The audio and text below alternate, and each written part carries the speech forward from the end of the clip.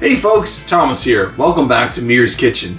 I had so much fun making that smoked pizza video that I thought, well, I've got to do this again. So in today's video, we're gonna make breakfast. We're gonna make bacon and eggs. Let's get started.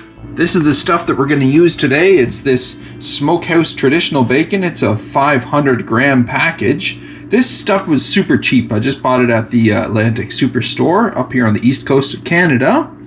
And super cheap, but I find that sometimes these cheaper packages of bacon actually taste better than the more expensive stuff. The slices in this are terrible, admittedly. Yeah, they're not going to be really nice, beautiful, pretty slices. But I don't care about that, because all I'm going to do is I'm going to open up this package and I'm literally going to dump the whole thing inside the pan. We're going to start with the heat pretty high, all the way up at 7. I like to put a little bit of oil in the bottom of the pan while I'm preheating it, because that helps get the bacon started just the right way. I'm going to use this grapeseed oil today. You can cook it at a super duper high temperature and it will not burn, and it tastes really good. I'm not exactly sure what size this pan is. It's probably about 12 inches or so, and we're going to put about that much oil inside the pan. When it feels like it's really hot, that's when we're going to put the bacon in. I'm going to slice the bacon in half so that it just cooks a little bit more evenly. Our pan's really hot now. Time to cook the bacon. So let's put it in here and be real careful about this, because it's going to splatter like crazy. If you have an apron, right about now is about the time you want to put it on.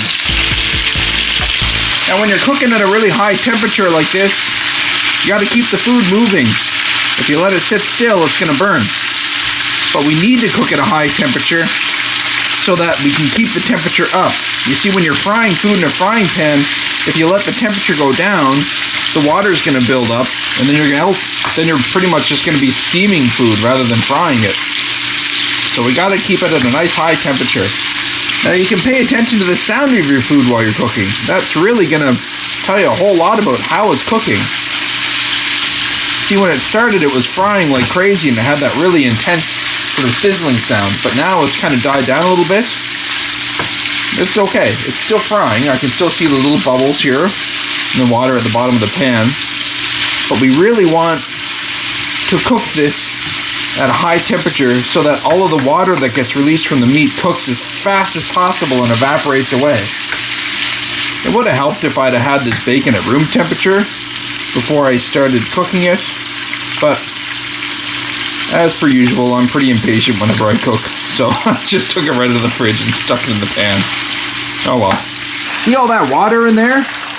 We don't want that. We got to get rid of that. So we're going to turn up the temperature. We're going to go crazy here. We're turning it up to full blast. We really got to keep a close eye on things now, because it's going to burn fast once it gets up to temperature. This is going to get rid of the water really fast. So we'll just keep it moving around and it'll probably be okay. Most of the water has evaporated out now. You can tell because the liquid that's left over, it doesn't have much color to it. It's pretty much just clear, and that's just the bacon fat that's left over now. So we're good to turn the temperature back down, and I think we're going to turn it down to about maybe 5 or 6. Let's go to 6. We have now entered the second stage of bacon cooking, and that means that we've evaporated all of the excess moisture out of the meat, and we're now cooking at a medium temperature rather than a higher temperature, and we're just waiting for it to kind of brown and look like it's evenly cooked. And next we're going to be entering the finishing stage. So there's really 3 stages to cooking bacon perfectly. There's the first stage where you're cooking at a high temperature and you're really just trying to get all of the moisture out of the meat as fast as possible without burning it. Second stage is over medium heat, where you're trying to cook the bacon through evenly. And then the third stage is where you're just adding just the right amount of crispness to it. And you don't really need to change the temperature for that stage. It's more about timing at that point. So we're just gonna keep moving this around and cooking it right now until the bubbles start to get quite a bit more frothy, and we can have a look at the meat and we can see that it is starting to turn color and get a little bit more brown, a little bit more caramelized. That's going to be the next sign that we're looking out for. Okay, we finished the second stage of bacon cooking, and now we're into the third stage. And what we're doing right now is we're still cooking over that same medium heat. Right now our goal is to get this to the right amount of crispness. And the way that we can tell is really by the color and the sound and by the bubbles that are on top of the meat as well too. So if we let it just kind of sit there for a minute,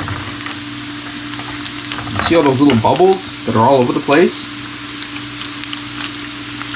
That's a good sign. That means that it's frying and it is gonna be super tasty. So we'll probably cook it for another minute or so when it looks like this, and then we'll take it off and drain off. Okay, the bacon's all ready to come out of the pan, so I'm just gonna grab my rubber tongs here, and I like to just drain the fat off in a regular bowl with some paper towel bunched up at the bottom of it. In the spirit of cooking things as fast as we possibly can, we're gonna cook the toast at the same time as the eggs. So we're gonna put the toast in right now.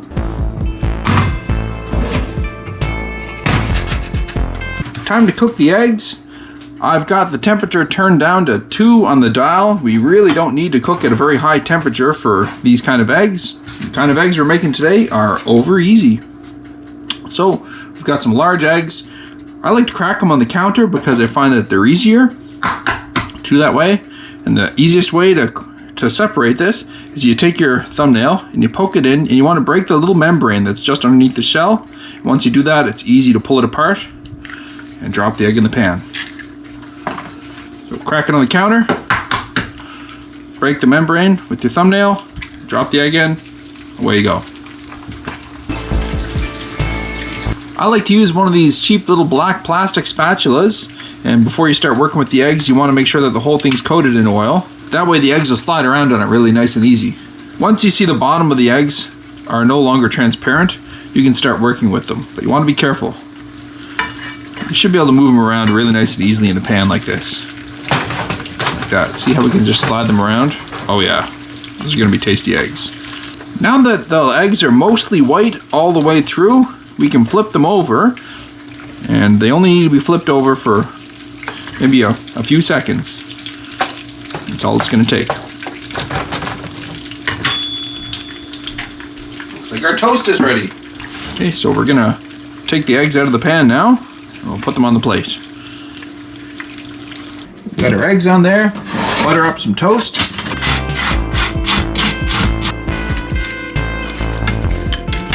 Now we'll just put a little bit of salt and pepper on our eggs. I like to use this pink salt as a nice finishing salt right here. And a little bit of black pepper too. There we go, folks. Look at that. Well, here we go with our taste test, folks. Let's give it a try.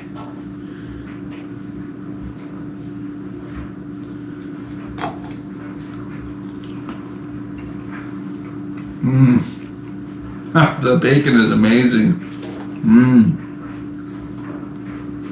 It's nice and juicy on the inside and has that perfect crunch on the outside. Just that nice little bit of crispness. Oh, so good.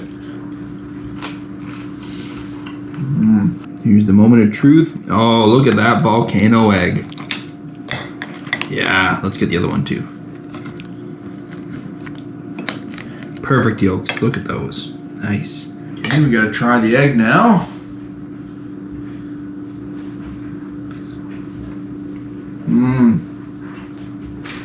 That's really tasty. That little bit of pink salt and pepper on top.